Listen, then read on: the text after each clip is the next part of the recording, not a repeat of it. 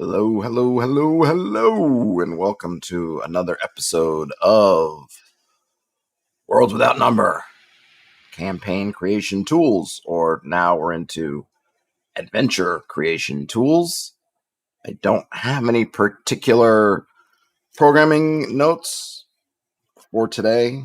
I did release another Sword Timber entry to patrons and channel members and so on and so forth. This one was the theme, or the prompt, was ghosts, and the sword I came up with was the Sword of Specters, featuring Terrence's wonderful art. My daughter was just peeking in. They just came back in, of course, as I'm starting this. Other than that, so you can check that out if you're a channel member or a patron. I can never keep these glasses. I need like a proper glass cleaning cloth. I'm always using my t-shirts. Anyhow, that's all as far as notes.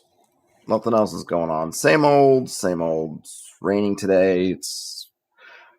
We're in September. Blah, blah, blah, blah. It's fall. It's fall, everyone. Fall. Spring is spring. Summer has summered. And yep, Terrence, aka Roman, lives. Literally the best artist. The best one that I'm currently working with. How's that?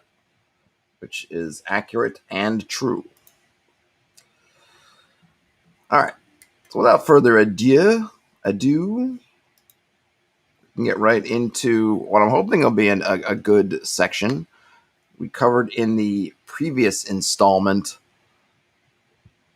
some building up your locations. Building up your locations, and now we're getting into room layout and map features. So if we remember before, he had talked about you could lay out rooms on note cards, you could use a point crawl or mind map, sort of node and path design for laying it out, and not worry about drawing, I think, what does he call them?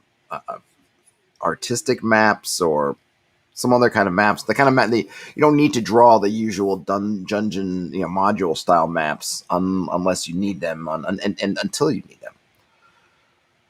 So I'm guessing this section, titled Room Layout and Map Features, will get maybe further into the weeds when you need inspiration for particular rooms. I'm already seeing a table on here that relates exits from a room and egresses. Let's take it at the top. To begin, pick a room as an ingress point, the place where the heroes will enter the site.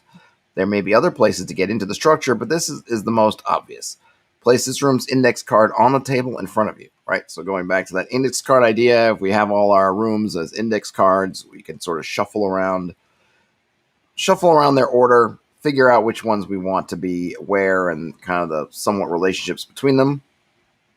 Once you've got that, then you can roll on the adjacent exit table, which is the table on the page I just mentioned, to find out how many egresses exist.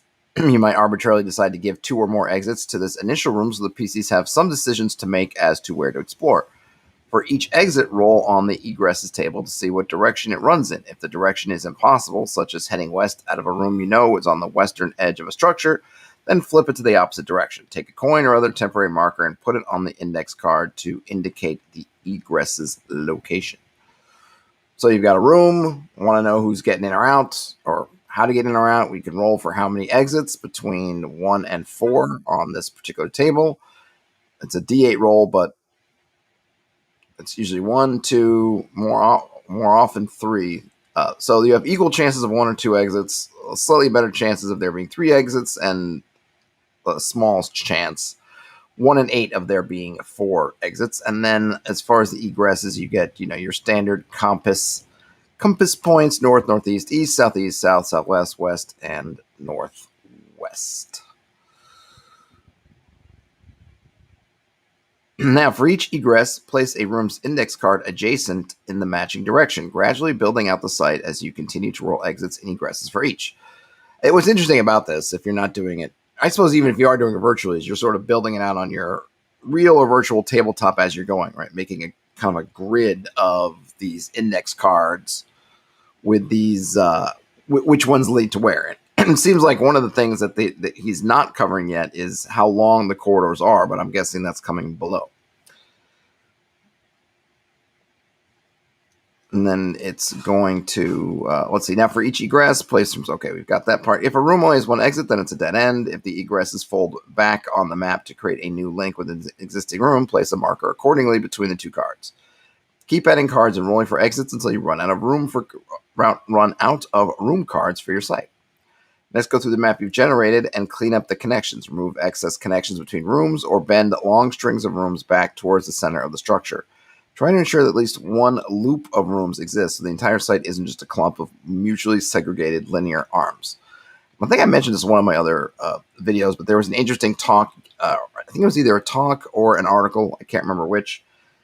But it looked at how a particular game was generating, randomly generating locations, kind of little mini dungeons. I think it was a roguelike, or maybe it was levels of a dungeon, but they are using this idea of having essentially intersecting loops, because these loops gave a great sense of connection and a bit more of an organic flavor. And I think that's an interesting way to look at it. It's not, we think in the extreme on the good end scale of that, what the concept, decaying the dungeon, in which you have all kinds of different levels and different connectivity. One way to get on a simpler level to look at it and have these different loops that can intersect. And you could think about maybe just having two loops.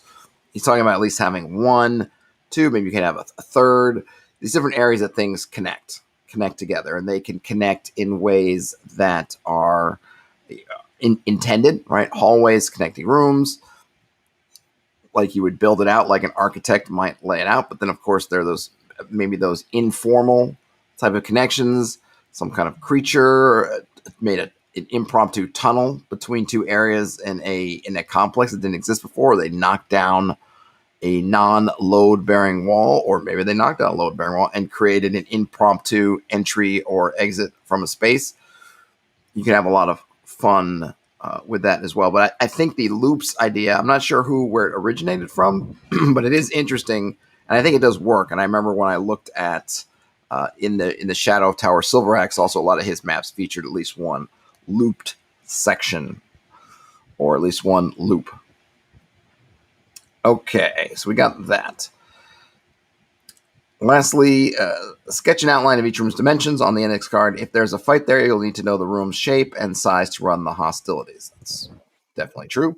At this stage, it's possible to stock this map exactly as it is. You can copy its configuration down in your notes and then go to add room contents to each of the index cards, with notes on the margins about exits and where they lead. If you want to add further spice to the site, you can go on to add some map layout features before you do this, however.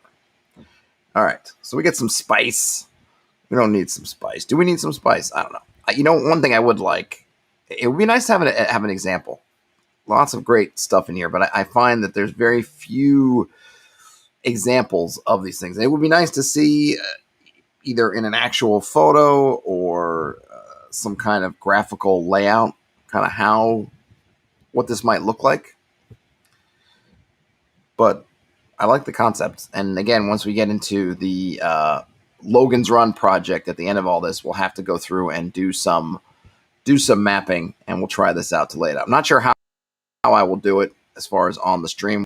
Probably use something virtual to make it easier, but it would be neat to see it on a table. Someone actually doing it using actual index cards. And I have tons of index cards, but it's more trying to figure out how to get the cameras set up. That would be my barrier to that.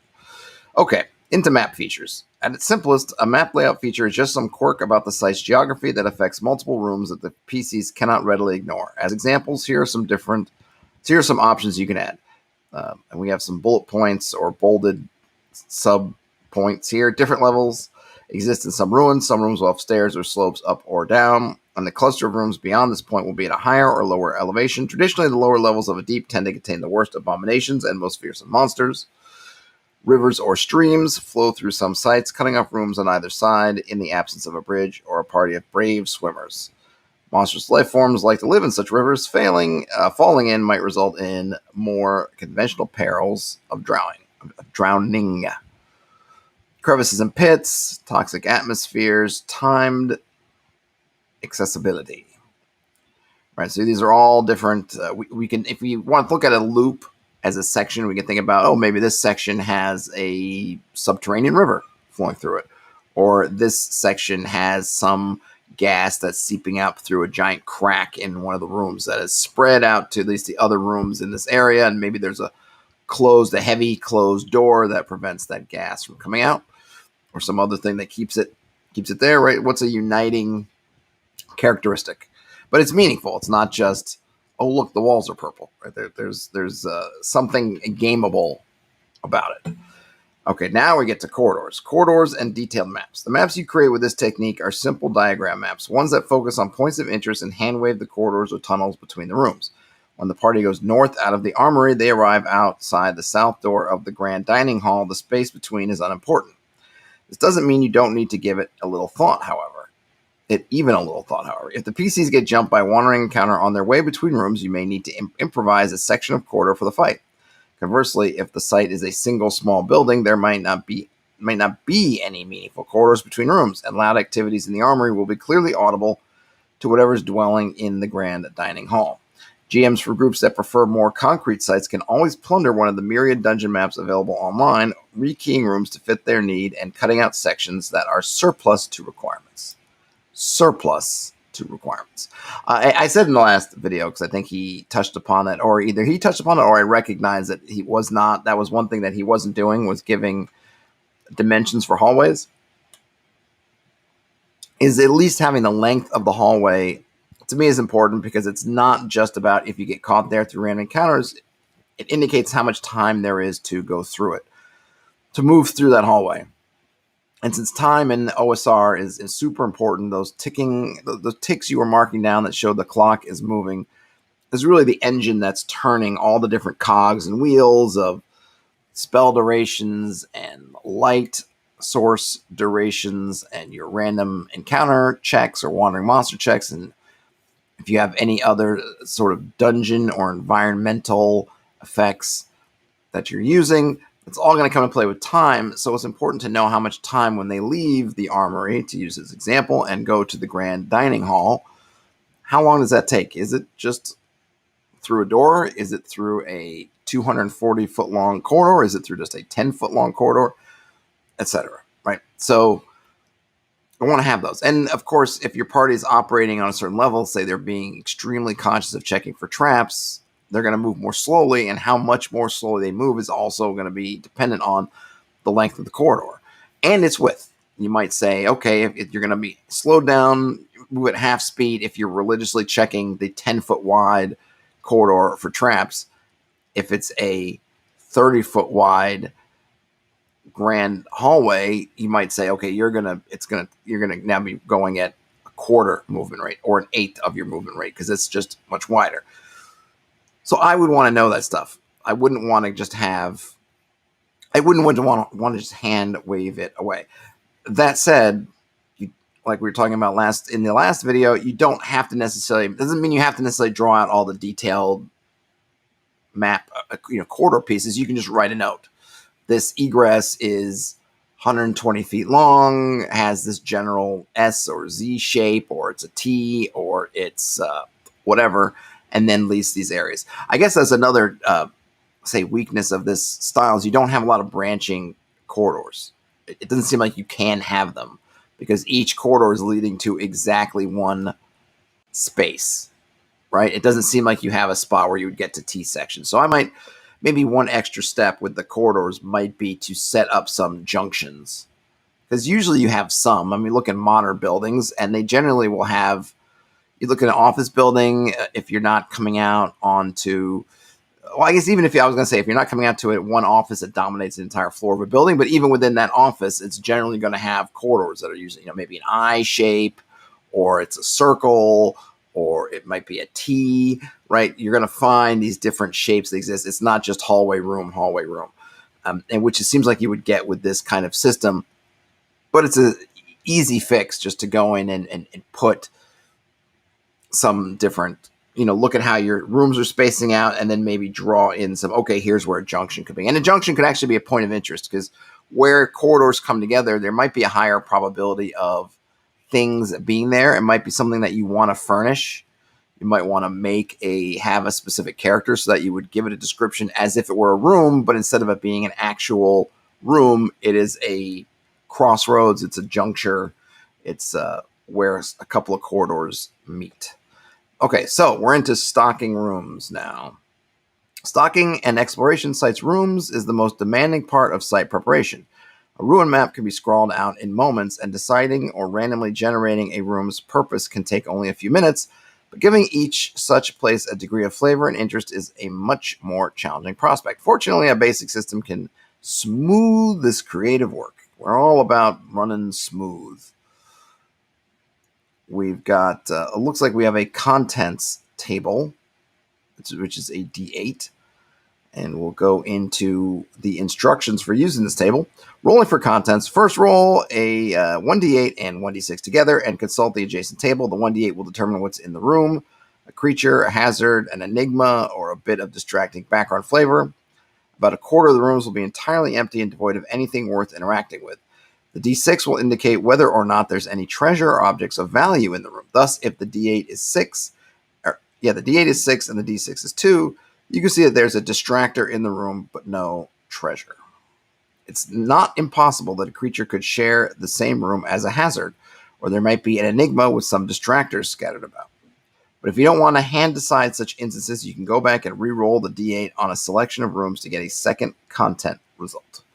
Right, so we can have multiple things if we want, though this table doesn't give us those choices natively. I want to say that I don't have my basic book here, but I want to say that either basic or expert, one of those in their chart, it gives you, I think, the combinations, or maybe it has you roll separately. I'm trying to remember. I can't remember off the top of my head, but you can use there are tons of different room stocking generators. We'll just stick with this one. Placing creatures. If you get a creature result, place one or more of them into the room using the inhabitants results from page 240, which we covered in the last video, to guide your selection. Remember to make about a quarter or a third of the creatures inside the site unrelated to these rolls, so there's some variability to the inhabitants. If the inhabitants are living in the site, make sure there are locations designated for sleeping, cooking, latrines, and other necessities of daily life. Let's see. As far as how numerous and strong the creatures should be, keep in mind the logic of the site and the needs of your upcoming session. All pretty standard stuff, but not bad to think about. Now on placing hazards. Hazards could take the form of traditional pit traps and poison needles. They might be unstable construction, dangerous miasmas, or anything else that could cause harm to PCs in the area. Most traps or snares should allow an appropriate saving throw to avoid the worst results. Poison needles or toxic clouds might inflict flat damage on a failed save, and crumbling floors might send the PCs careening into a new area entirely. Okay, those are hazards. And then about placing enigmas. Enigmas are any magical or mechanical oddity that might be appropriate to the site's nature. That sounds pretty cool. This is the one I'm kind of curious about. Placing distractors. So what exactly is a distractor? Distractors are just objects or situations that the PCs can interact with and investigate, even if there's nothing particularly important about them. Use them to flavor the site and emphasize its past use and current activities. So I'm trying to think what a distractor might be. Let's see if there is. Don't seem they have an example. So a distractor is an object or situation you can interact with and investigate, but there's nothing particularly important. So what might a distractor be? This is where I wouldn't mind having an example to see, hey, what do you mean by it? Let me think. I can think of one in a modern sense. I think that, let's say, if you were right, it's Thundar, the apocalypse is struck, you're combing through the ruins of somebody's house. Oh boy, there's a truck in the street. I'm not sure how loud that horn was. For me, it was super loud, so let me just close that a bit for a moment until the truck passes by. For me, a home gym, maybe it would be a distractor. So you would enter a room and you might see maybe it still works on some level, one of those little machines with the weights and has all the various bars you can use for all the different pulls, and right, you can do all your different kind of weight, right? A weight machine, maybe it's called. And it's something that it's not going to have a lot of usage. you might be able to pillage it for parts you could use, I suppose. It might have some chain, the length of chain you use there. If you can detach it, it's got some weights. It's got a bar that might work, whatever. But it's something they can just have fun, interesting, and they can play with it a little bit. It does give them some flavor of the place, but it's not eminently useful. It's not something that's unlocking another part of the dungeon. It's not the key to some puzzle. It's just there.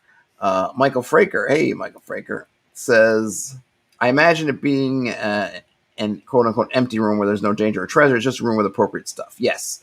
I think we went over this in the last video too. I think when we're talking about empty rooms, right, they're not just empty as in devoid of anything, just a coating of dust on the floor. But yeah, they're just, they just don't have anything particularly useful. And distractors would seem to be kind of interesting to place in those sorts of rooms too. Maybe not all of them, but I think that's kind of the idea. They're things to kind of draw attention of the players, but don't provide much. And there's probably a line, right? And maybe you want to be careful about how you position them, because I think it could be disappointing if it looks like there's some reward for figuring out some kind of mechanical puzzle or just some kind of, we can get this to work again, and then it's useless. So you probably want to use language. You probably want to come up with things that it's fairly clear, maybe with a little bit of investigation or even not that much investigation, that it's interesting, and it might tell them something about who the inhabitants are if they haven't seen them yet, or maybe something else, but it's not eminently useful. Maybe you would see, let me give an example. So, and you could definitely use it in terms of the building up the context of a place. I could see a distractor being useful as showcasing what potential dangers or potential challenges might be ahead. So maybe, we always think about pit traps in these kinds of areas that are filled with wooden spikes, metal spikes, something of that, right? They're on the floor. What if you went into and there was a room that was kind of a very, or it was, or maybe it still is active, some kind of rough sort of workroom smithy where you could see that there are the tools and maybe there's something a little bit mechanical there for crafting replacement spikes. And maybe there's a bunch of some spikes laying on the floor or in a nice bundle. Maybe you see there's a pack of new spikes on one side, and then clearly spikes with still like blood and maybe gore and maybe bits of tissue on them that have been pulled up, that are replaced, and then presumably these spikes will maybe be washed or reforged or something similar. So if you run into that and you see that, then that room and that stuff, you could maybe come up with a clever usage for it, but really it's just telling you about the place. But now you have this idea that, okay, there's probably pit traps or something else with spikes. And I would think that seeing spikes with bits of blood on it would indicate that there's some kind of trap with spikes, and pit traps are probably, I would say, the most obvious one. Might be other ones, but it's giving you a little bit of useful information if you do investigate it. But the thing itself isn't unlocking any reward, right? The reward is just kind of seeing it and gleaning what you can from it. And then we have placing treasure. Once you know how many rooms in the site have treasure in them, take the total site loot you've already determined and divide it into halves. Put half the treasure into one or two major troves in appropriate locations. Divide the other half of the loot among the other treasure-positive rooms, putting trifling finds in some and bigger hauls in others. Yeah, and I think that's basically following the same kind of formula, I think, from BX and other things. You have sort of half are in more sort of big loot piles, and then small stuff scattered around. And obviously you could play with the proportions however you want. Just to cover the table in brief before we move on, it was a D8 table and a D6 table. The first D8 table covers the contents of the room: creature, hazard, enigma, distractor, or empty. The second one goes over, you roll per each one, and it's essentially tells you if there's treasure or not. Hey, Frederick Ork says, I've been using the OED traps to digest the last 2 games. Nice. How is that? I saw you posted that in your Discord. I haven't had a chance to look at it yet, but all that stuff that they does seems to be pretty useful. So I have no doubt that there's good stuff in there. And now we get to some examples, some nice D20 examples. So I was looking for what a distractor might be, and all I needed to do was to turn the page, and then lo and behold, we've got a table of examples. Okay, so 4 D20 tables, 1 for examples of hazards, for enigmas, for treasure locations, and distractors. And I, as usual, right, I'm going to just do a selection of these, and we'll get the drift of what kind of stuff is in here. We've got hazards, tripwire alarms or other alerts, dangerous fumes, explosive dust, deep water, uncontrolled flames, stuff like that. A contagious disease is on something. Enigmas could be a magic fountain or pool, a zone that empowers foes or magic types, an oracular object, a zone of darkness, a magical or elemental force emitting unit. Distractors could be books or records from the site's owners, unique furniture, ornate, imposing, but harmless doors, corpses of fallen intruders. That's a good one for a distractor. A discharged or broken trap, also a good one. And then treasure locations, we get stored in a visible chest, hidden in a pool of liquid, that's classic. Tucked into a secret furniture space, also classic. The treasures, a creature's precious body part, that's interesting. Might just be scattered carelessly on the floor. So there we go. All right, now we're talking my language into wandering encounters. Heck yeah. All right, I am ready. I am ready for this.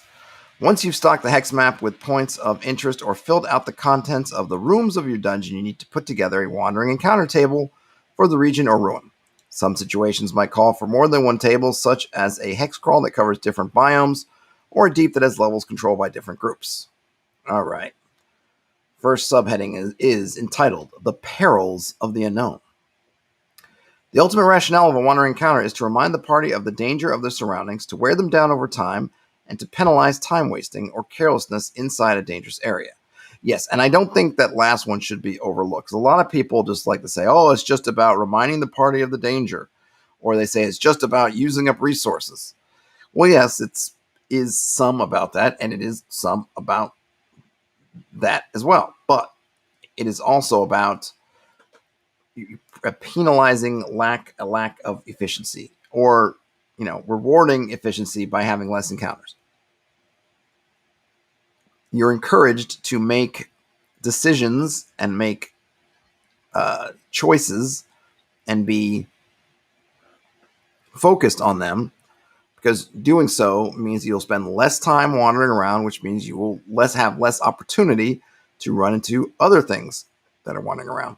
If you dither a lot, if you make choices and start down one path and then change your mind and go back, or you just end up wasting a lot of time, you run into more difficulties. And I think that is not the only thing, but I think that is a key component of why wandering encounters are such a useful tool. But I don't necessarily see that talked about as much as the other ones. And obviously it's edition dependent. In 5th edition, a lot is talked about resource draining. And I know it's important in the way kind of 5e mechanically works, but it's not just about that. And certainly in the OSR sense, that's not nearly as important, especially at low levels when there's so few resources anyway. Wandering encounters keep the players from having full control of the pacing of their explorations. They can't simply decide to hole up in a room for 12 hours to rest up and refresh their abilities. Odds are that something's going to find them, and the encounter check is the impartial mechanism that determines whether or not that happens. Yep. Absolutely. Though I will say that I think it's Into the Unknown, and I'll have to look that up at some point, Gygax, or whoever wrote that module, presumably with Gygax's blessing, either way, did give provision for being able to camp out in the dungeon. So I think that it did show that there was some leeway, that it was necessary. I think you get a lot of people who will say, and it's not wrong, if you hole up in the dungeon, I'm going to be rolling 1 an hour for random encounters, and odds are if you're spending 8 or 9 hours sitting there, probably going to roll 1. And that's if you're only rolling once an hour. Some Systems, some situations you might be rolling more.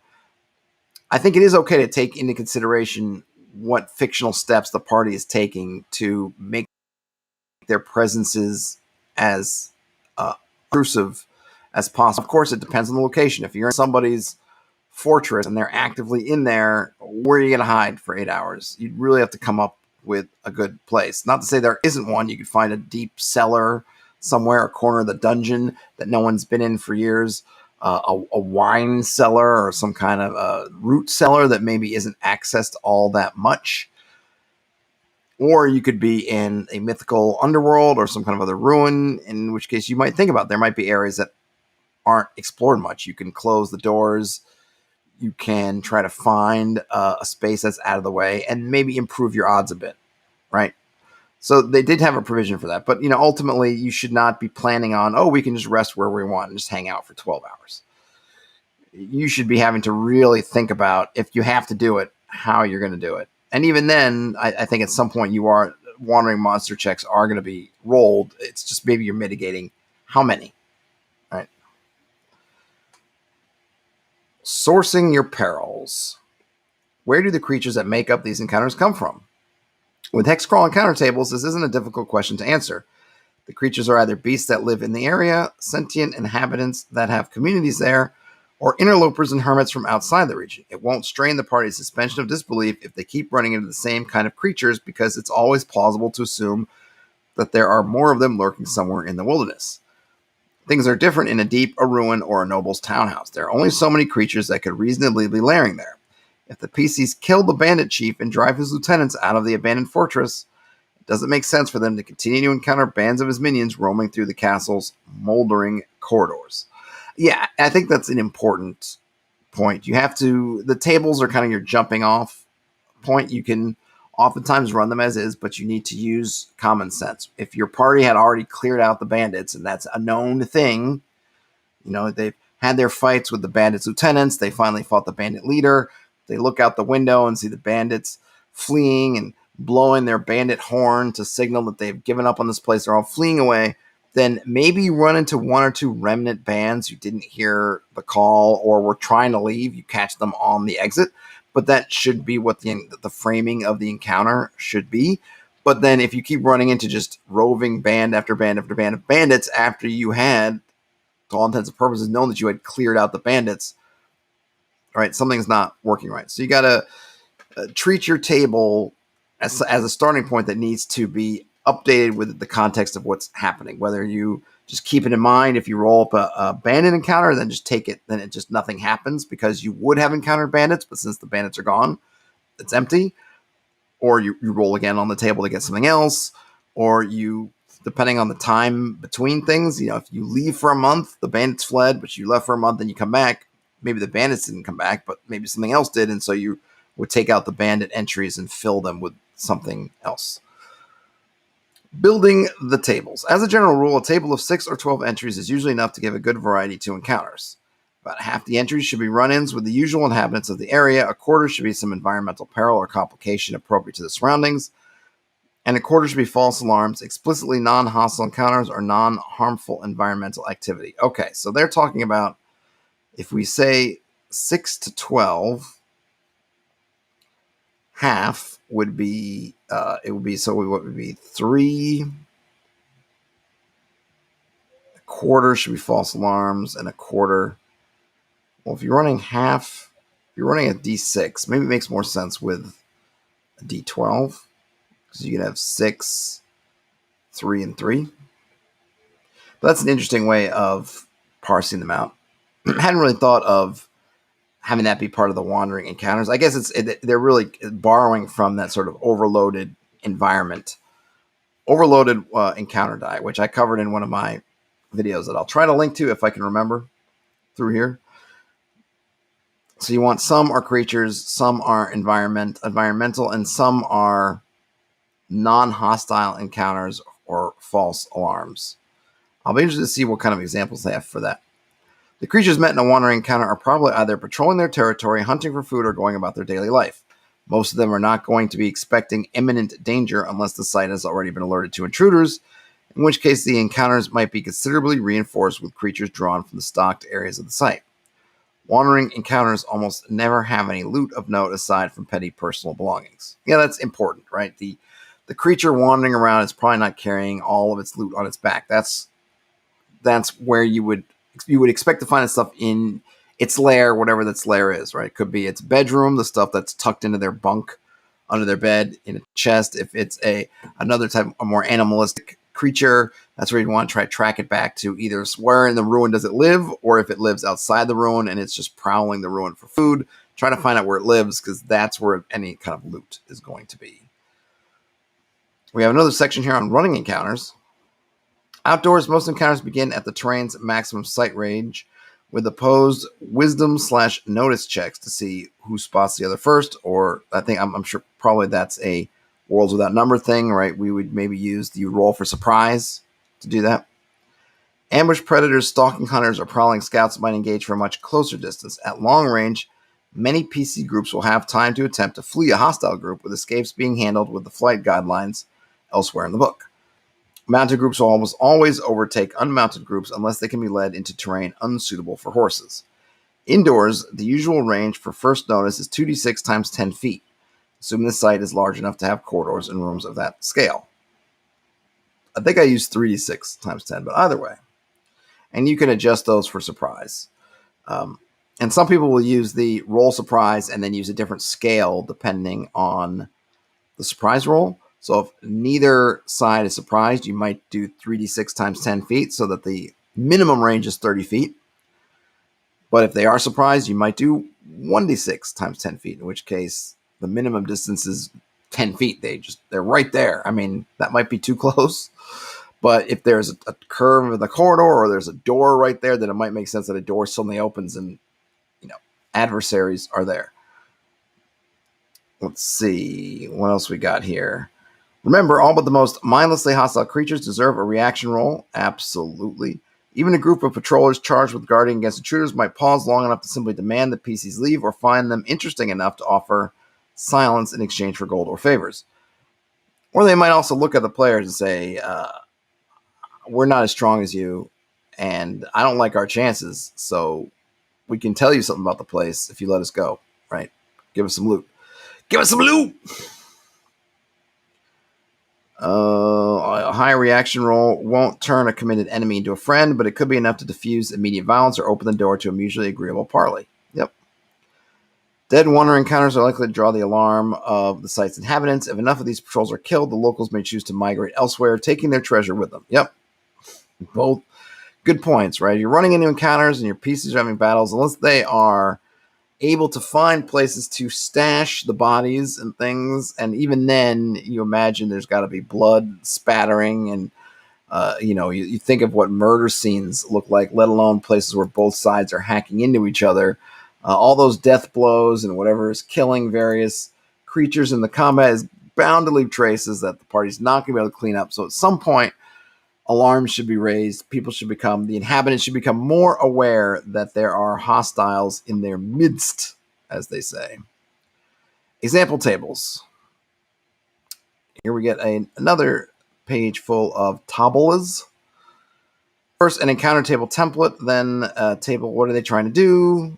Also, what mood are they in table, an example wilderness events table, and example dungeon events table. The templates go from dangerous animal living in the vicinity to local elite or lieutenant with a retinue, some kind of sound or side effect of inhabitant activity, right? So it's a D6. I didn't cover all the options, as usual. The what are they trying to do tables, a D12, hunting or gathering foodstuffs, investigating other intruders, hiding a cache of wealth, raiding their rivals, summoned back by the chief, working unnecessary labor, etc., etc. And then what mood are they in? This is kind of like your reaction roll, essentially. Furious and looking to take it out on someone, wary of strangers and their powers, greedy for gold or glory, frightened of something terrifying nearby, benevolent and feeling magnanimous. Or maybe I guess you would use these in conjunction with the reaction roll. So the first one is they're furious, looking to take it out on someone, but maybe if you roll a great reaction roll, they decide not to take it out on you, and instead they look for something else to take it out on. Oh, whoops, I bounced out. There we go. Then for Enigma... Oh, I went the wrong way. Then, for example, wilderness events. A horse or pack animal goes lame. A cartwheel breaks. Poisonous flora forces debilitation. There's mold or vermin that destroys some foodstuffs. They find the remains of a lost traveler. There's insects or parasites. There's contaminated water. If you drink it, you get sick. So, and then some example dungeon events. Native religious chants echo down the halls. Strong winds or heavy gases snuff flames. Cryptic scrawling found on something. Piece of equipment breaks during use. An escaped slave or prisoner of the locals shows up. There's some kind of mold or noxious liquid that spills onto someone. So on and so forth. All right, so that was... what did they call it? Wandering encounters. Boy, I see my brain is mush today. How many are we looking on time? Oh, we're looking pretty good. Okay. Now we've got creating investigation challenges. So we've had some different sorts of challenges. Now we're getting into investigations. While most players can hum along with how an adventurous sword fight or perilous dungeon delve ought to be done, very few of them have much practical experience as private investigators. Give them a sinister pit and they'll have a list of exploration supplies drawn up in minutes, but ask them to find Leper Tom in the grim city of Gathis, and they'll flail in vain. Many of them will try to move directly to notice or connect skill checks for lack of any better ideas. I'm guessing notice or connect skill checks are part of the system. I don't use those, principally for the reason that I don't want players to just go... let me roll to see what I notice. I mean, players will ask, like, do I notice anything strange? In which case I will usually ask, well, what are you looking for? What is strange to you? And they will describe to me something, behavior that they're looking for they feel like is out of place, or maybe they might describe what they think normal behavior would be, and then they're saying, okay, well, if it's outlying from this set of normal behaviors that I know we're expecting, that might be what I'm looking for. So I try to get the fictional positioning, right? You're in a marketplace, and they say, is there anything weird happening? And I'm going to say, well, what's weird? And they might say, other folks who are in the square but don't seem to be having any business there, or vendors that don't seem to be selling anything, or people who just seem to be kind of eyeing, not looking at the stalls so much as looking at other shoppers. Is there anybody prowling the rooftops? Something like that, right? Or they might say, well, in a market, I would expect business and lots of trade going on. Is there anybody who doesn't seem to be doing business or trade, or maybe the market itself doesn't seem to be operating as normal market, right? Something like that. And then if they describe it well enough, I tend to just will tell them and not require some kind of role to say, oh, well, you've discovered that. That's how I tend to run it, because I'm running, BX style OSR. So there's no particular skill checks, right? And I tend to use intelligence checks for more of memory and kind of book learning. When someone says, did I know that in my youth, or did I read that in a book in school? That's where I might roll. Do I remember something about that? That's why I might roll on intelligence checks. But those kinds of sort of investigative stuff, I really try to put the fictional positioning up front and in the center, and not let me find something to roll. And remember, as a player, if you're rolling dice, you're inviting failure as much as success. So I always, as a player, try to mitigate my dice rolling as much as possible. How much information can I give the GM to they get to the point where they're like saying, oh, you don't need to roll at all, I'll just give it to you, or that I've gotten the maximum amount of bonuses. So I would never want to go, I just walk into the square and check my investigation roll, because that's probably just going to be a straight roll. And there's as much chance that I'll get a critical failure as I will get a 20 or whatever, roll as well as I can. But if I can tell the GM, here's all the things I'm looking for, here's how I'm looking for them, all that stuff, then hopefully I'll get like, oh, you can roll with advantage, or I'll give you +5. And I want all those. I want it. Let's see what else we got here. Investigations and searches are so reliant on masses of detail. Without a real scene to investigate or a real city to comb through, the players can only interact with those parts of the world that the GM describes and defines. If the GM forces them to hit the right magic pixel before they cough up some important description, then the players can end up frustrated, and frustrated players tend to do very reckless things in a campaign. This is true. Why mysteries are hard. Enigmas are much more difficult to GM than many other common elements of play. A dungeon can be mapped and keyed with everything of significance in it. A wilderness crawl rarely involves any questions from the players until they run into an encounter site or situation that the GM has designed and placed on the map. Even courtly intrigues usually involve a fixed roster of characters and a limited scope of relevance that is obvious to the players. Mysteries and investigations don't have that conveniently closed scope. Questions like, what was irrelevant NPC number 5 doing at 6 in the morning on that day? Or, what do I find when I investigate this dubious baker, can come flying at the GM when the players try to follow some sudden flash of probably erroneous insight. Anything could be relevant, so the players start asking about anything, and it's a gifted GM that can ad-lib while keeping every fact straight. A mistake in a timeline turns into a telling clue, and the GM has to then pause and explain to the players that no, the butler had nothing to do with it, it was only a GM error. Yep, I mean, these are good points, obviously. There is, in an investigation, it could be an unlimited scope. It's easy to go down blind alleys and not know it. And it's also easy for a GM to mistakenly present things to the players like it is an actual clue, when in reality, you're just trying to do some set dressing. You're just trying to flesh out the scene, but your players are looking for anything they can find, and they might latch onto it and follow it all the way down some wild goose chase. And before you know it, yeah, you're tracking things that had nothing to do with the investigation down these rabbit holes and realizing they're getting further and further away of where the action actually is. Now, yeah, sure, you can ad-lib, you can bring it back, you can update your mystery to make their rabbit hole curve around back to where things are, but it's difficult. And I don't know if, I'm sure folks of a certain age picked up on the magic pixel, but there used to be these adventure games for PC in I think of like King's Quest or Leisure Suit Larry, if you want, like probably the ones that haven't aged very well because just the topic matter, but they would, pixels, it was all pixel art essentially of varying quality, and sometimes you literally had to hunt and peck around this picture of a place, and you would find there was something hidden there, or there's certainly a little hot spot or an item, or it could be whatever. But sometimes you literally just had to just hunt for a pixel. And, in our mania to try to solve these things, people would literally sit there and just be clicking around, trying to find where is the magic bit that I need to find to get on the next thing. So that you get the kind of magic pixel metaphor. But it is a good one, and it can feel that way. So I'll definitely be curious as to what tools we have here for helping with that. So after why mysteries are hard, we get to a focal and peripheral mysteries. Before using the tools in this section, it's important to distinguish between those mysteries and investigations, which are the focal point of the party's exertions, and those plots and schemes that just happen to be going on in the area they're exploring.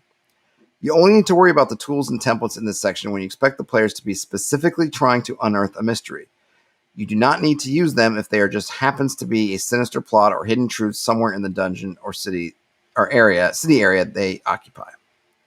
The point of these tools is to help the GM build a session that revolves around PC investigation, and if the players aren't trying to have a session like that, then you don't need to bother using them, right? So we're working specifically and deliberately in this section with investigations as the focus, not just background stuff. Scenes and investigations. Investigations are broken into several specific scenes. Each scene is a set-piece encounter, place, or situation that the PCs are expected to run into, either because it's logically obvious or because the GM is nudging them in that direction.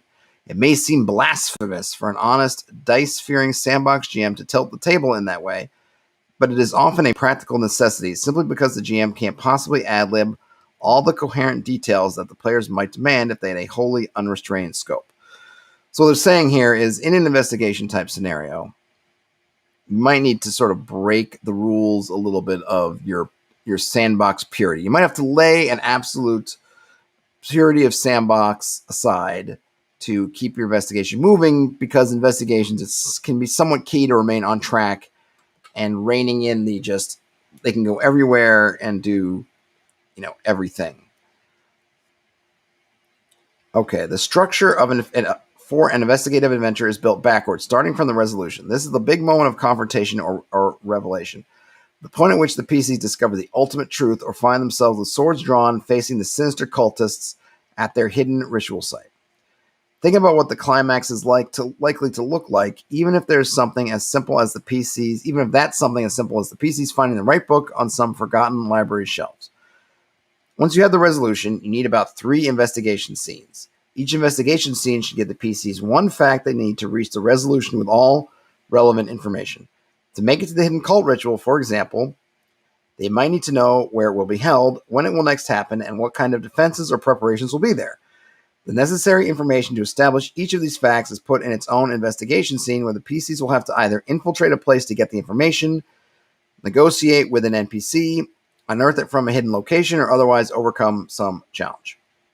Now, something handy in here, I want to say was on the Alexandrian blog to get into it, is having 3 clue rule, right? The kind of magic number you see oftentimes 3, right? Have 3 clues, kind of things wherever you are. I would take it even further and basically have clues everywhere. I mean, especially when we're talking the kind of context, usually these things are going on. This is not, unless you're playing Agatha Christie or you're playing, what's another one? Sherlock Holmes, right? Your player characters don't have Holmesian insight, right? They're not going to see a boot print on the floor and be able to calculate all this stuff about, I could tell that they played golf and that they have a dog and that they live in the woods and the woods is near a quarry. They're not going to find. They're not going to ask the questions to get all that stuff. If you want to give it to them, if you want to say that this guy was, say, your guy with 18 intelligence, that he's got an encyclopedic style knowledge that will give them all that stuff, by all means, when that person goes to examine the boot print, you can say, okay, you're Holmesian in character and statistically, so you'll get all this stuff. But expecting them to piece all that stuff together can be almost impossible. I think it's a good idea. I think it is a good idea to look at kind of where you want the PCs to be. For me, in a sandbox style game, I'm okay with, say, the party not getting to the cult in time, right? If the resolution is the cult is either going to perform their dark ritual or the PCs are going to be there to prevent them, I'm certainly okay with they just don't get there in time. Maybe what I want, my version of this, we working backward, is, okay, you have 3 weeks until the cult, because of the moon or something else that they need. You have 3 weeks to figure this thing out. And I'll start, tracking the time. What I would want to do then is take that resolution, say, okay, well, what does the cult need, or what do the PCs need? Like he's saying here, to track down these elements, you need to know where it's happening, when it's happening, potentially who is involved. You at least want maybe 2 of those, right? You might not need where it's happening if you can nail down who's doing it and where, because you can either capture one of those people and interrogate who's part of the plot or follow them or something else. Obviously, if you have the where it's happening and when it's happening, you don't necessarily need to know who, because you can catch them at the scene. You can kind of come up with a handful of any majority of these are going to put enough pieces together. If you know what they need and they don't have it yet, then you can insert yourself and block the resolution that way. And then you can start piecing around, okay, where are these different pieces located, or who are these people, or what is their situations and how they can be found. I think it's also important that you might want to consider having some kind of fail forward technique. And each kind of fail forward, if you're going to use something like that, can have a price. So, for example, you've got 3 weeks until the ritual. And if we're using this formula here in the book, you say, okay, investigation scene 1 is them going into this place and finding, it's one of those fantasy tropes, right? The letter from some cultist to the cult leader saying, all will be prepared. By the time of the next full moon, we'll have the portal open and Orcus will arrive. Yay! Cult wins. They need to find it. The problem is the PCs go in for one reason or another. They don't find it. So you have this dead end. What you can do is say, okay, well, you didn't find it, But 4 days later, someone else found it, and they know you're involved, so they bring it to you. So you end up getting the clue, but you lost 3 or 4 days. Maybe you were working on some other element, but now this element is old. It's going to be harder, or you don't have the full context. So maybe if you had gotten the full context, you would have known who wrote it or some other things. But in this case, you just have the letter. So you have some idea of what's happening, and maybe you get a little bit of information, but you've lost out on some of the information, or you've lost out on time, or both, right? Something like that. With the 3 investigation scenes and their rewards of information established, you pull them together into a single introductory scene where the PCs will be given pointers towards each investigation scene. They may not know anything about the challenges awaiting for them there, but they have at least an actionable amount of information necessary to get to the investigation scenes. And this is the kind of thing you would see in movies, books, whatever, right? The detectives show up and they say, "Hey, you got a new murder case. Here's and they written down. Here's the address, right? Forensics is on the scene. You'll get the autopsy.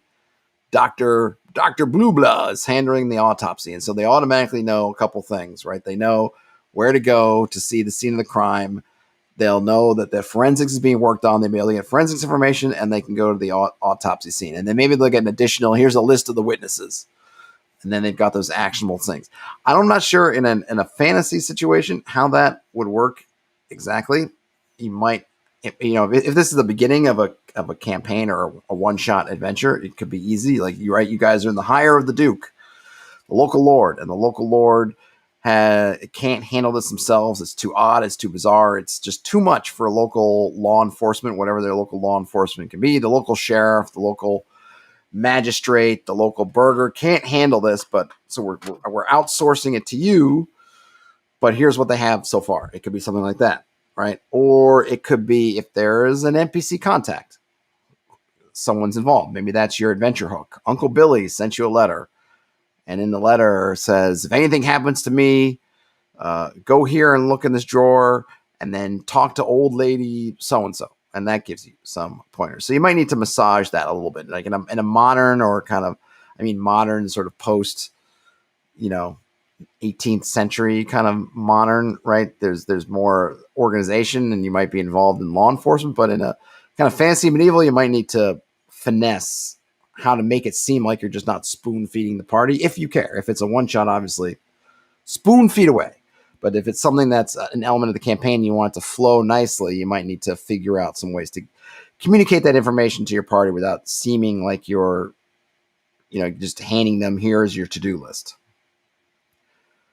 Okay, a simple investigative adventure requires nothing more than these 5 or 6 scenes, a resolution, 3 investigations leading to the climax, an introduction pointing to the 3 investigations, and an optional attached hook scene to alert the players that there's something worth looking into. All right. All right, we're down to the last few minutes. It looks like I'll probably go a little bit over an hour here, but let's see how far. Let me see how far this section goes. Okay, that's cool. Not too much. Oops. All right.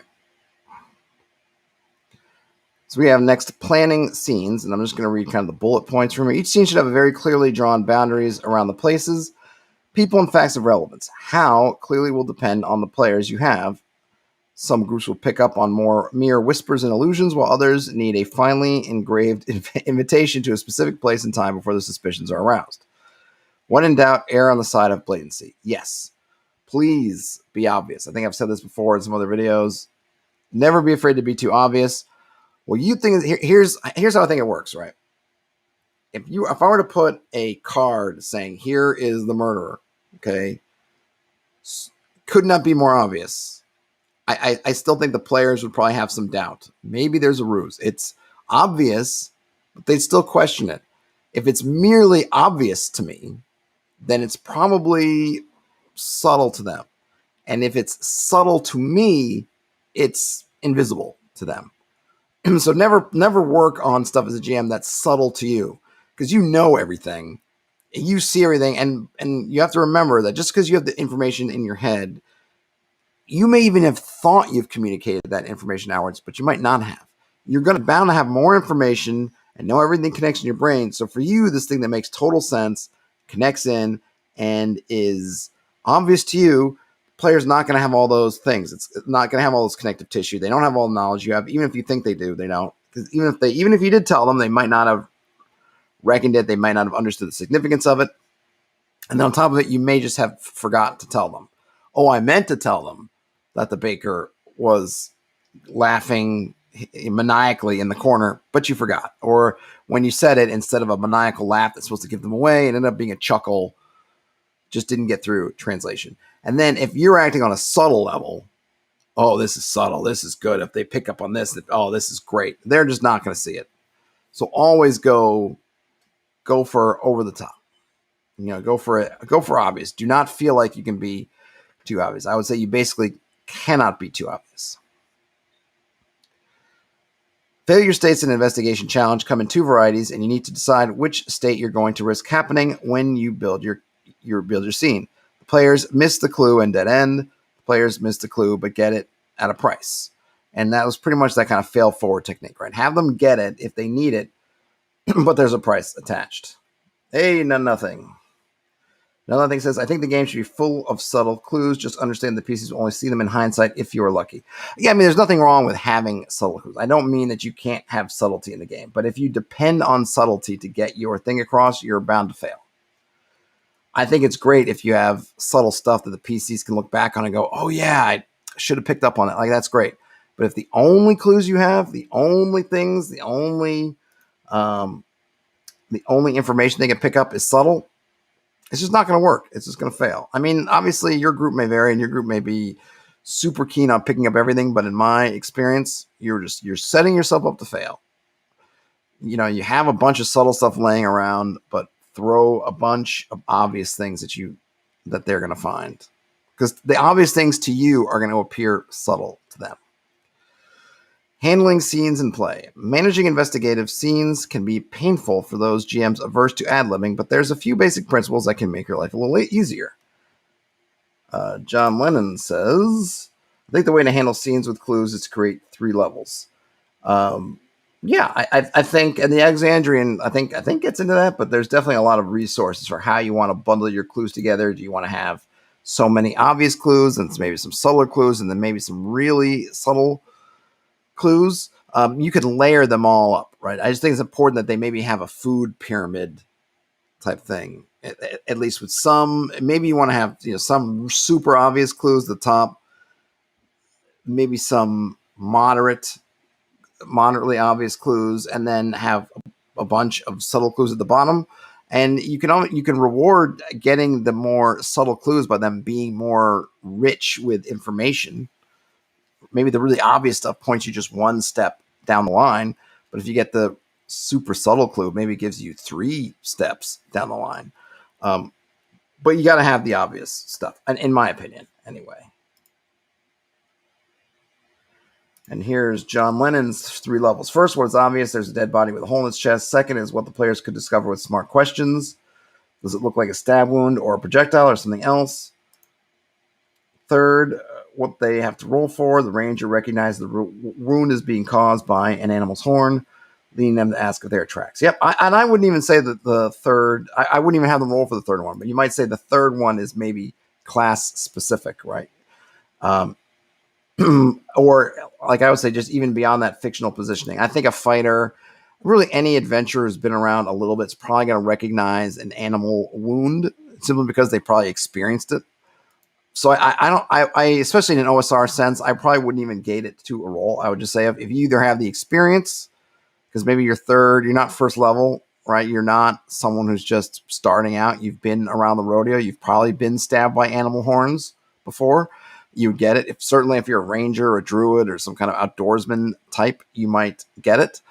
Or if you, like John said in his second part, if you just put yourself in a fictional spot of, I examine the wound, I would probably just give it to you. Especially in an OSR sense, I certainly would not have, not gate things through around a lot of rolls. I mean, at least the way I play. And, I see stuff like, Matt Mercer, the way he runs Critical Role, and he tends to ask for lots of rolls, but he does use those rolls to give lots of extra information. So there's no wrong way to do it, right? It's what way works for you and your party. I tend to err on the side of less rolls, at least currently. I'm sure, it changes. It changes over time. Okay, handling scenes in play. Managing investigative scenes can be painful. Oh, I already went through this. So here's some basic principles. Be blunt about irrelevancies, right? If it's not relevant, just let them know, because you want to try to avoid as many red herrings as possible, unless that's what you want. Reward efforts with information. Don't gate stuff. If they put themselves in a position to find something, they have made the steps, give it to them, right? Give them something. Feed them a little bit. Maybe they don't get the full thing because they didn't get the exact nuance you were looking for, but give them something. Don't allow naked skill checks. I'm curious what he's calling a naked skill check. Let's see. You should never look kindly on an unadorned request for a skill check. Okay, yes. So this is something more, and maybe because they have skills in their game, right? But it's something for edition that comes up that GMs are always struggle with. Thankfully, I don't have to deal with that in my game, but it's the guy that comes up and says, I want to roll an investigation check, right? And I think that's what he means by a naked check. There's no fictional positioning. There's no, you're not describing what your character's doing. You're just on a meta level asking for a check, right? My thing is, whenever that comes up, is you ask them, well, what are you investigating? How are you investigating? And if they start to question, well, why? I'm going to investigate everything. I'll say, well, okay, well, you're going to be here a week. You want to investigate everything? Well, set up camp in this room because you're going to be here all night and everything's going to slow to a crawl. That's if you want to investigate everything. You might not have the people who live here, wherever you are, might not want you to be here. You might not have the leisure to be there as long as you like. So you're going to have to pick and choose what you think is important enough to investigate. And then give me how you're going to do it. You might say, I want to look inside this dark drawer by setting it on fire. Okay, great. Well, you can look in the drawer, but you're burning everything inside it while you're looking, right? So I'm not going to take it for granted. I'm going to ask you those things, and those things will inform what information I give you, or if you have to make a check, what the check is and what you're rolling. But yeah, if you've gotten in that habit, or you find your players are in that habit of trying to game you with, I roll investigation or I roll perception, then you just got to break them out of it. So you tell me what you're doing in the fiction, I will tell you what to roll. Always be pushing forward. When the player's dead end in investigation, they get frustrated. And when they get frustrated, they often start doing reckless or stupid things just to get some sort of movement from the situation. Yeah, you should get some way to move forward. That's kind of getting back to that fail forward thing. Either have oftentimes it comes up in murder stories, right, where there's another murder. You're on the case of the first murder. You've gotten some information. The information doesn't lead anywhere. What happens? Jack the Ripper strikes again, or the Hound of the Baskervilles strikes again, or the evil cult strikes again. Maybe they hit somebody the party was relying on a little bit. Obviously, they're getting closer to whatever their ultimate goal is, but then you get another gold mine of information. This terrible thing has happened, but now it's opened up new things, right? In 7, they have the investigation with the guy, the gluttony target. At some point, they just kind of run out of steam. The guy's too good at covering their tracks. They've gotten everything they've gotten out of it, which has been some tantalizing clues, but they don't have enough. But sure enough, there's another victim, and now they get another piece to the puzzle. So, use that to your advantage as a way to keep things moving, and having further instances or incidents take place also shows that the adversaries are progressing. They're not waiting for you to find them. They're moving forward. And that gives that sense of urgency of they're not stopping because we're stuck. They're continuing to do stuff, and that stuff's having a real impact. The consequences of us not catching up or of them continuing down the road, right, it's happening, and we should be careful and worried and interested in that. John Lennon says, people like to roll for their character skills, but a failure shouldn't be a dead end. Maybe they need to find an expert or another clue that explains this one, or as you say, something happens. Yep. Yeah, I mean, if you are rolling, that's another kind of fail forward technique. If you're rolling dice, you say, hey, you don't know. I mean, I'll usually just tell them that, right? If there's something, there's something scrawled in blood over here and it looks like it's some kind of language. Do I know it? Is it one of my languages? I might say, no, you don't know, but you might know somebody who does know, or you can go find somebody who knows. I'll usually just kind of tell them that stuff. But yes, you could definitely, if you're having them roll, you should give them something because you don't want the roll to be a dead end. Do you know what that language is? Nope. All right. Nothing to do. And I think often as GMs, we think too much that the players are going to make that extra step themselves of saying, oh, the door is locked. I didn't pick it. Whatever should I do? And I think as a GM, we're saying, well, you could just knock the door down, or you could go get a mallet and a crowbar or something and just force it open. You could bring in a pick and just hack the wall to bits until the thing comes down. I mean, a locked door, it shouldn't be just necessarily a dead end. You just got to think a little bit. But players don't often do that unless you kind of really train them in that mindset of thinking about it. You have to train them, right? I don't want to say it's video games, but often in video games they do that. They'll lock things behind a skill check. Okay, I couldn't unlock this door. Clearly, I'm not ready to progress yet. And then it's like, well, I got to go get my skill check up. Got to get my lockpicking skill up to 50. Then I can come back and do the door. But in a role playing game, we're not limited by all that stuff. And if it's not magically sealed, it's just a door. Okay, it's locked. Break it down. But I think it's important to let them know these are options because they don't often know. And I don't blame them. You have to really kind of demonstrate these things. So yeah, letting them know, hey, there's a way forward. It's got a price. It might cost you time, might cost you energy or resources, but you've got something to go forward. And then we get to the resolution scenes. As the first scene to plan, think about the final moment when the PCs finally reveal the truth. Place the incontrovertible proof before the authorities confront the malefactor in the hidden layer, or otherwise bring things to a head. And they give us a table with some twists. The culprit or object actually had a reason to want the mystery to be solved, right? They needed to be caught. They wanted to be caught. Their actions are being shaped or influenced by some seemingly uninvolved party, right? There's a power behind the power, behind the power, behind the man, behind the throne.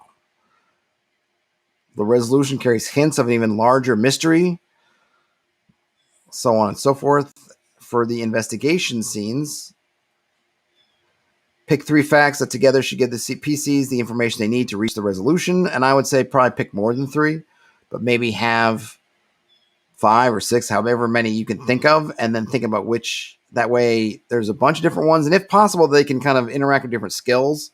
And I don't mean that on the character level, though you can do that. Like, oh, the bard can go to the nightclub and do that. Oh, the wizard or the whatever can go to the library, and the fighter can go into the arena. That's true too. But there's also the player skills, right? Some folks are going to gravitate towards, if you give them a Sudoku, they're going to go rock out on that Sudoku, but then you hand them a crossword and they're going to look at you just staring at you blankly, right? By giving a bunch of different things that maybe have or utilize different techniques or different sort of thought processes, you can try to find stuff that your players are equipped to handle. Now, nothing says, I don't want to say it's video games, but it's video games. I mean, I don't know. I don't know if it's video games. I mean, I'm a video game person too. I don't know. And I don't know that it was, I don't know that it was like better back in my day because, so wrapped up with nostalgia. I'm sure there were times playing games back in the day where we would hit a locked door and not unlock it and just be like, I guess we're turning around and going home. I don't know. But I do think there is something to, for whatever reason, players will perceive something as a dead end. And even if you, the GM, is saying, no, it's not a dead end. You literally have the equipment in your packs. If you just look in your packs to get around this door, that's what they're going to take it as. And even though you might feel like you're cheating or helping them or breaking the pact of being absolutely neutral, I think it's okay to kind of nudge them along, especially at the beginning when they're learning things, and say, hey, think outside the box. Okay, you didn't unlock it. It doesn't mean the door is sealed for all time. It just means you didn't unlock it. What might you do with a locked door if you can't unlock it and you need to get to the other side? John Lennon says, remember, if it's a message scrawled in blood, it always ends with R. That's very true. Should always end in R. Okay, so we got the scenes, the investigation scenes, and then we get some complications in another table. Information is time sensitive. There's an obvious, easy way to get the information, but it's morally repugnant. The information is a sort the party will be absolutely certain to be unhappy to learn. An ally is going to be hurt if the PCs obtain information. And you notice a lot of these, if you watch any kind of mystery shows or mystery movies, Agatha Christie types, you'll see these are part and parcel of all those stories. Like I like a lot of the Hercule Poirot kind of BBC mysteries, and there's often that where someone who is well-meaning, but because of either their situation, they someone they love or care about situation, or something else, they start to try to lead Poirot astray or hide or lie. And it's not because they're guilty. It's because the truth will hurt them, even if it's not directly about them. Right. So you can think about, if you think about that list, as I was reading down the few that I read through, I could already see like, oh, I remember in this episode of this show or in Murder on the Orient Express or in one of the Sherlock Holmes stories where this exact thing turned up. You can pull, and you should pull, a lot of this stuff from the wealth of investigation fiction that's out there. Now, nothing says Castle R. Yep, of course. Is that before or after the rabbit with a fang? I got to watch Monty Python the Holy Grail again. It's been a while. And then we get the introduction scenes. How will the pieces even know the clues exist or where to look for them? That's the intro scene. And we can think about, and I was using Seven as an example, right? But any kind of police procedural, usually the detectives will be given a sheaf of little note pages saying, here's the crime scene, here's the witnesses, here's the doctor who's going to be doing the autopsy, and, call forensics, right? And there's your marching orders. Again, in a fantasy context, you might need to massage that a bit to make it fit. The PCs might not be aware of the tools that exist at their disposal, depending on how high magic or high tech or whatever your world is or your civilization is. If a murder happens in the town, what resources would the local lord call upon? What resources would the party have? Scene of the crime, obviously, is a big one. But beyond that, you probably don't have people canvassing for witnesses. Or maybe they did and they were just taking people in. You got to probably massage that a bit. But it's doable. You just got to figure it out. You got to put some thought into it. Juan Cholo says, if you get stuck, have two orcs kick in the door and fire crossbows. That's right.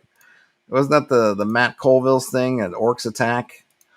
Yeah. You can always have some kind of antagonistic creatures, right? You can always have the cult. That is another way, right? Remember, I said a moment ago about more incidents coming. Well, the cult or whoever antagonists are can try to cut the knees off the investigation, and that can be another way of getting clues, figuring out what's going on. Maybe they reveal themselves in their attempt to stop the party from getting forward. And you can smuggle in some extra clues that way and opportunities for the party to figure stuff out. John Lennon says the first season of The Expanse has a real interesting network of clues. I really like The Expanse, but I have to go. And yeah, I think the stuff about, I forget whatever that material is. Yeah, there was a lot going on, right? And all those shows, the one thing you got to be wary about, right, is they do things in such a way, obviously, where the mystery is going to get solved. So you always have to think about, well, what if Hercule Poirot missed that clue, right? These guys that they like to pick up on any little nuance. But you got to think about, what if my party misses that nuance? What else is there? And I think that's why making sure that more incidents can kind of pile up gives them more stuff. Because if you expect them to find that one thing, you're bound to be disappointed. And then for the intro, it says, why is the intro worth following up on? Some known enemy or suspicious person clearly does not want them to follow it up. The manner of its discovery makes clear that somebody who's trying to keep it hidden, an ally or existing NPC they trust, has a reason to vouch for its validity. The intro comes with a reward. Part of the intro involves facts or elements that the PCs already know are true. It leads them in a direction they were already planning on going. So you could have stuff like, maybe the PCs have a magic item and they need to get it to some kind of sage or expert. And that sage or expert is the one who disappeared, was kidnapped, or had their books stolen or something of that nature, right? So they get to the sage and like, hey man, sage, can you identify this magic weapon for us or tell us about this esoteric item? And the sage goes, fellas, I'd love to, but I can't because last night somebody broke into my shop and stole a bunch of my books, including the stuff I would need to do that. Hey, if you can help me get those back, I would be happy to help you with this one, but I am all out of it until you help me out, right? That could be, in essence, kind of what's the hook? Why as the PCs are you going to want to investigate? And I think as the DM, you want to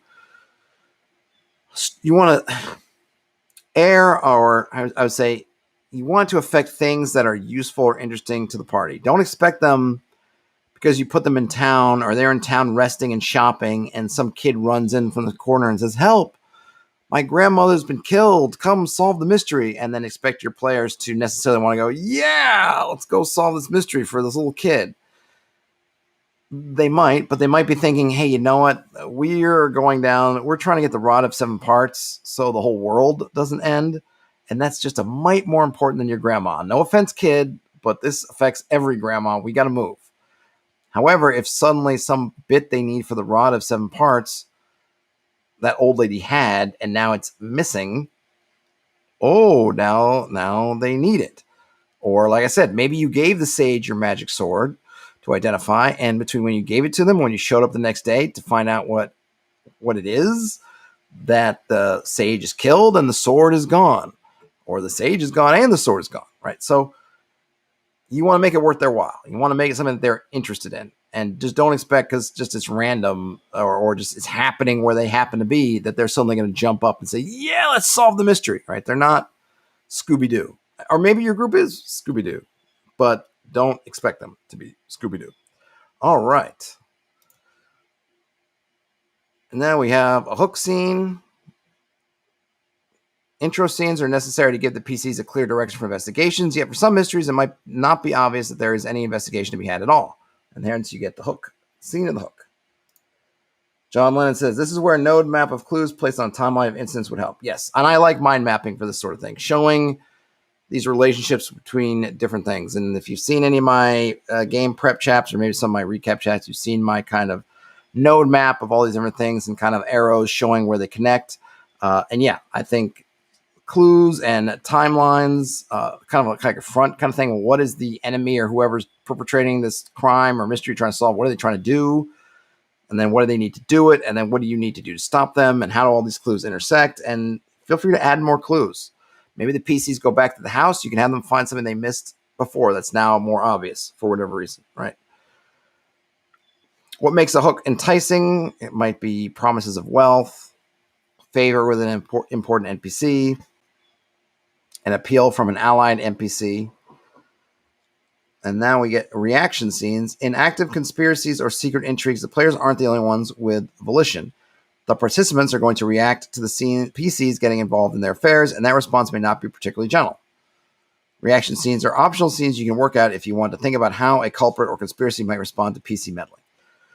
I was kind of talking about this before, right? Of having more incidents, more things that are going on, reactions, consequences. Oh, the PC start investigating. What does the bad guy do, right? In 7, the cops they're doing their thing, and Kevin Spacey's character, I forget his name, kind of is watching. What does he do, right? He starts to involve the cops in his grand scheme. And he almost gets caught, right? Puts himself at risk. And then, of course, ends up putting something in a box. Oh, what's in the box? You don't ever look in the box. I don't want to look in the box. And so what is their first instinct of reaction? Invoke some kind of summoned beast, call in favors, put on pressure, offer bribes, use brute violence, right? And then here we have something they're calling fail-safe scenes. Sometimes the PCs are just totally fail to find the clue or else misinterpret it drastically. It's perfectly acceptable to let them botch things as a consequence and leave the mystery impenetrable. Not all adventures are a success. There's always something new to do in a sandbox. This is true. What's the cost of the clue? Sympathetic or friendly NPC dies in the process. The coincidence that reveals the clue also greatly strengthens the culprit. Some portion of a treasure or reward is spoiled by the way the clue is revealed. They have to sacrifice a positive NPC relationship. The culprit, becomes acutely aware of them. Or the revelation of the clue is made contingent on the PCs making some significant sacrifice. And this kind of stuff we talked about before, right? You're failing forward. We don't have this clue. Like they're saying, you can just let the whole thing die. Or you can say that, yeah, you're going to find it, but now there's this big price attached. And it could be a connection. It could be some kind of resource. It could be powering up the antagonist. Could be letting the antagonist know about you in some kind of detail. They know, not only do they know that someone's investigating it, they know that you are investigating it, right? Stuff like that. I think that's it. All right. I believe that is it. So we made it through investigative challenges. So the next installment will be creating social challenges. That will be for the next video. I've gone fairly over, but I'm happy with the progress that we've made. Before you guys leave, give a thumbs up to the stream. I appreciate it a lot. And if you're in here and you're not subscribed, why not subscribe? Doesn't hurt you much. Sword Timbers ongoing. I've now posted, there's one that you can see that's public, and the other ones are for channel members and patrons and whatnot. And if you like those, I'm going to have probably about 30 of them by the end of the month. And then we will do some kind of booklet or some kind of zine, some sort of thing afterwards. Not sure exactly. We'll spruce those up and see what kind of other content we can do associated with that. But if you want to see them as they're coming, become a member, and you can check that out. Linkian says, hey, did I ever get a review copy for that Delver zine? I got to look that up. I don't think I did, but I got some other stuff coming. Actually, I have a couple things people have sent me. So I got some stuff to look at, but I got to go back and review. Linkian, send me drop a link. Let me know which one that is again, and I'll follow up. I don't think I got that one, but I can't remember. I'll check into it.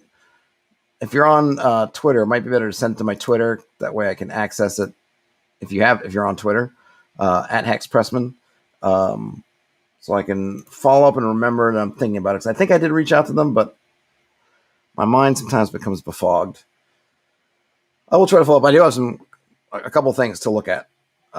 So once I get through this, maybe I'll take a slight break between this and doing the Logan's Run workshop, Logan's Run project, and cover up a couple different things. But that's all I got for now, everybody. Have a great rest of your day, night, weekend, whenever you're watching or listening to this. Game on. Talk to you later.